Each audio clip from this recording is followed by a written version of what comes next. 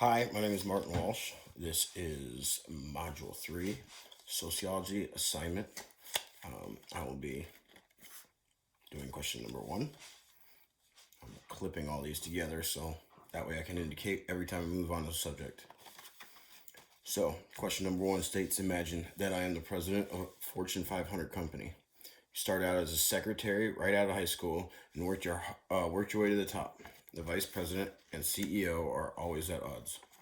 As an expressive leader, how do you resolve this social dilemma and restore order in the leadership positions between these two officers?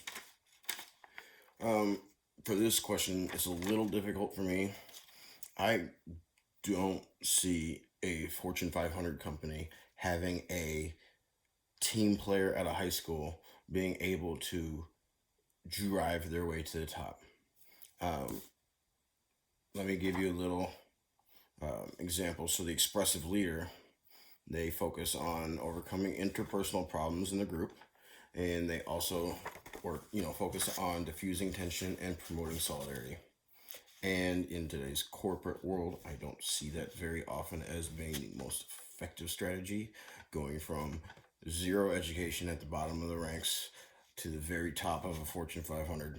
I see more of the goal-oriented, task-driven, instrumental leadership style. But for the purpose of this question, I kind of almost want to combine their styles a little bit. Go a lot more on the expressive, focusing on that internal problem, but seeing it more as a task, something he's driven to fix, not, having I don't know. It's like a motivational reason to fix that problem. But as with most Fortune 500s, these CEOs and vice presidents are going to come from other companies, and they'll obviously have different backgrounds. And I think for me, the best way I could see this to be done would be almost like a mediator.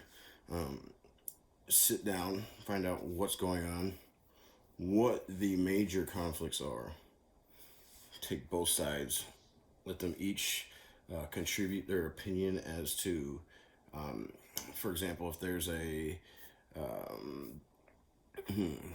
let's take let's okay trains, Amtrak. If there's a company, everybody sees trains as a dying market.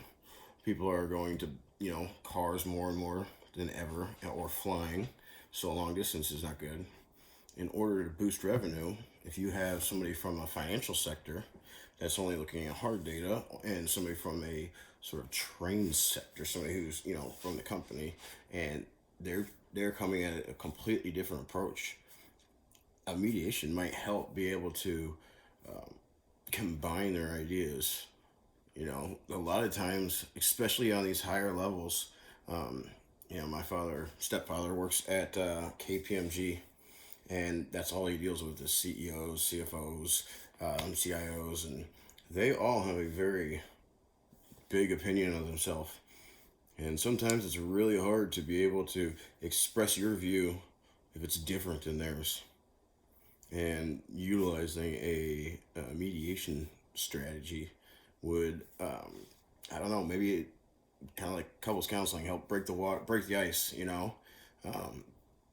because a lot of times arguments, the originators, they just get entrenched in their own views, and they dig their heels in, and having an outside perspective, somebody to bounce ideas and even translate their original ideas, to a language that the next person can accept it easier. That might help a lot.